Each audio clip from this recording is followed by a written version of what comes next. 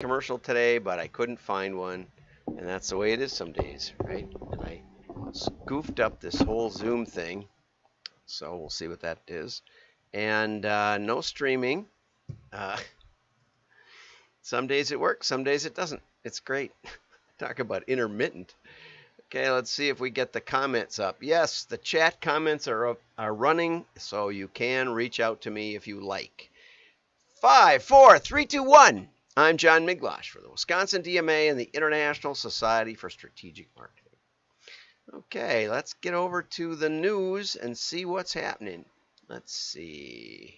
If you're out there, say hello because I got nothing back. I got nothing. I got no feedback. I'm just going to go with it. That's what the style consultant says I'm supposed to do.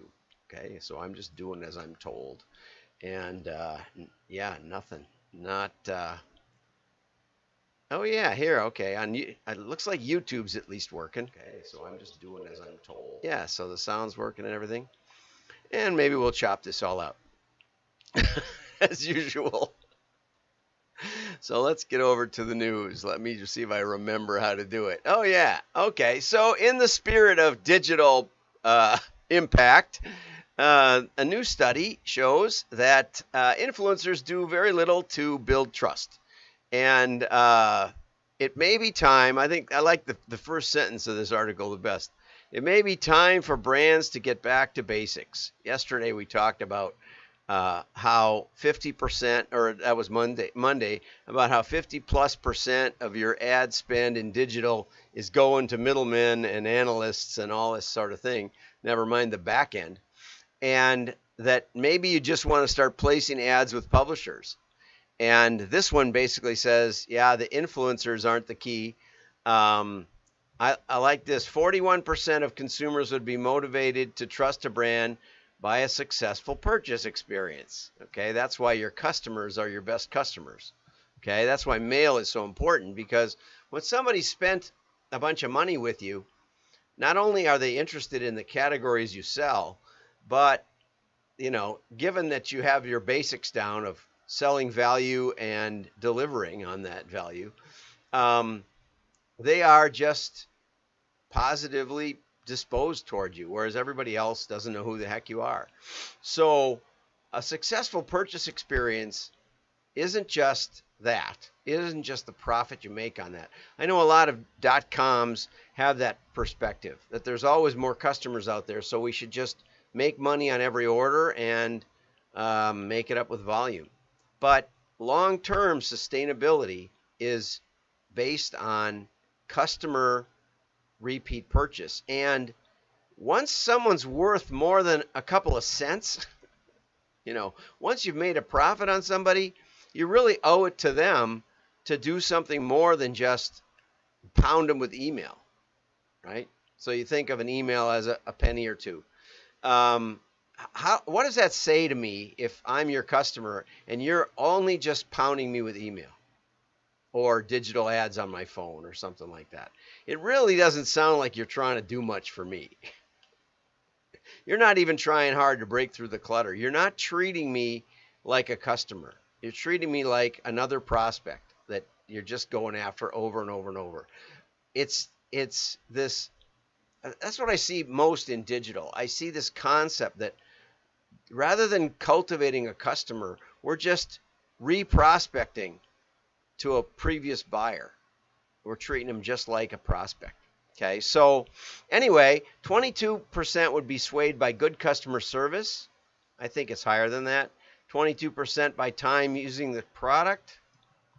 Sometimes you don't have much to say about that. I thought this was really something. Only 10% persuaded by recommendations from family or friends, but 6% by influencers. So, and a lot of that, I don't know where they get these numbers exactly, but a lot of that is, I watch a lot of YouTube channels. I watch sailing channels, and with the lockdown, if you were in Tonga or French Polynesia or someplace exotic, you couldn't get out. So you got a lot of time spent in some perfect anchorage with perfect water and perfect weather, unless the typhoons came. And no one else around. The videos from this time period are probably the best that they'll ever be, because it's back like 100 years ago in terms of the tourists and every place crowded. You can literally go anywhere you want. You can spearfish and get them, and there's plenty of fish and there's plenty of everything because there's nobody around. And so, uh, and contrary to what you may believe about the oceans just being one big trash dump, there's a lot of beautiful ocean left. Not that we should dump trash in it. I'm not advocating that, but it's hard to watch the beautiful reefs and fish and diving and all that and believe some of the stuff you see on the news. Anyway, all that aside, I watch a lot of YouTube videos, but a lot of times, somebody's doing a sailing video and they're talking about Skillshare, or they're talking about Wix and building websites. And they're sort of tangentially connected, but it's not something that is really connected to what they're doing. It's not like we were swept overboard and this life raft saved our lives and our kids, or something like that. No, I'm not in the market for a life raft anyway. So it's a little tough for influencers to have much influence in the area that they are influencing, because whoever sponsors them is who sponsors them. So there's a big disconnect a lot of times. Okay, best practices for reaching and marketing to the C-suite by Nick Runyon. And this one has a lot of ideas, but it's kind of like most of the articles on direct mail lately, and that is that they just present a smorgasbord as if they've read a number of articles or have worked with a number of customers and clients and say, well, try this, try this, try this, try this. There's very little testing. There's very little case study. It's just a laundry list of things that you might try. And one thing was triggering messages. Triggering messages to the C-suite is really tricky because usually they're not out front all the time. Some are, but most aren't. And what are you going to trigger on? Your stock was down this month, so why don't you buy my copier?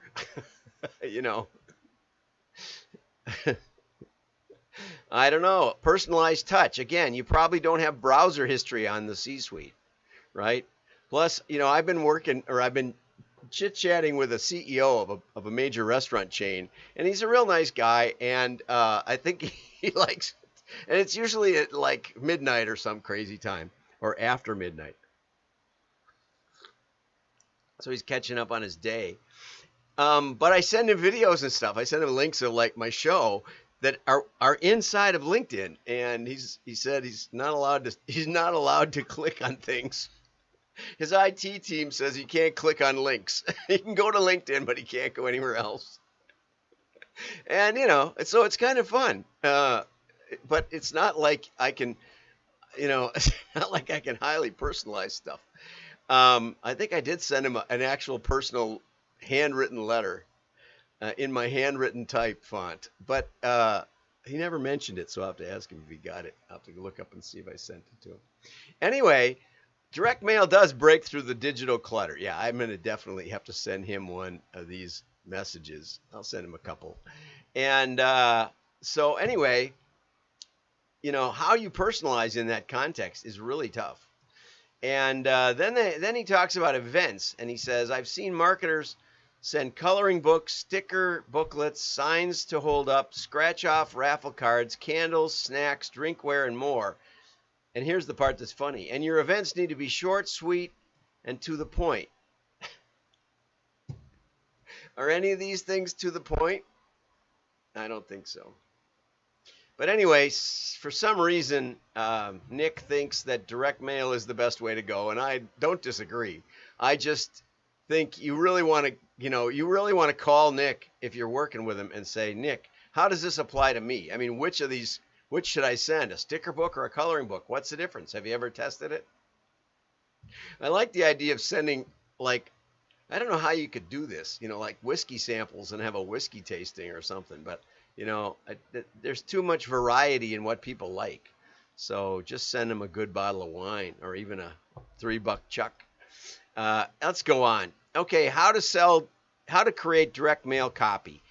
Always like Summer's articles. Thank you, Summer, for sharing this with us. I sleep all the way down to the bottom. There's her picture.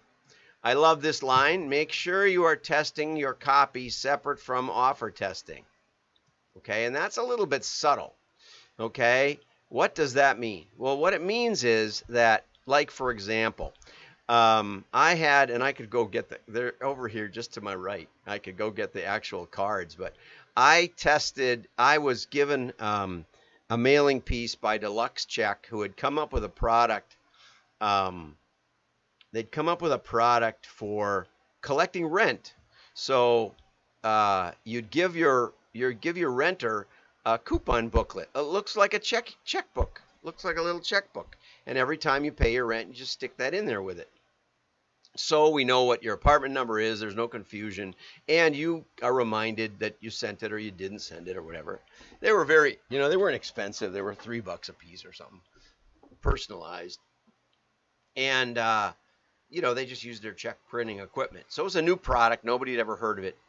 And on the outside, it was kind of like a greeting card. On the outside, it said basically a new way to collect rent. I added money saving to the headline, a new money saving way to collect rent. I made the 800 number bigger. I made a few minor changes, as low as big, and circled it because the price was kind of hidden.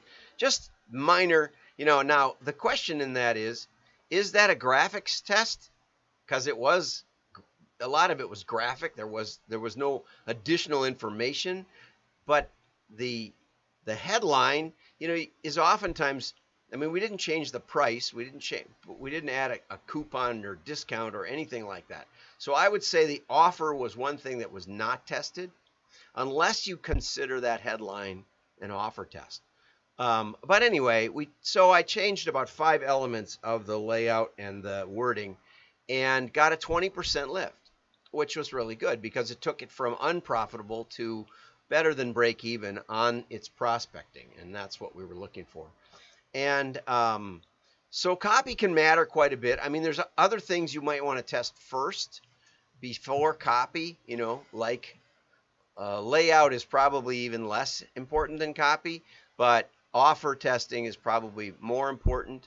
You can test format, you can test price, which comes under offer. So here's some ideas for you from Summer, and always remember that if you join the WDMA, even as a free subscriber, you have access to the show notes every day. I can't cover every article in depth, but you can. I sort through about 100 headlines, maybe more. Yeah, about 100 headlines a day, and look for 2 or 3 that matter. And even those I summarize. So if you really want to dig in a little deeper, and Summers is definitely one you could, just go to WDMA and subscribe, WDMA.org. Whoa, this is the best thing. Okay, so I wouldn't put this first, physical, because too often you can't satisfy those needs right away. You see it in like Taco Bell or Snickers. You see this kind of, you're not you when you're hungry, and you can go get one pretty fast. But in direct mail, you can't. It's going to be a while before you get anything. So that's not one I'd start with. But these are basic human needs. I don't advocate the Maslow's hierarchy of need. I don't think those are the best places to focus. I think esteem is probably, scarcity.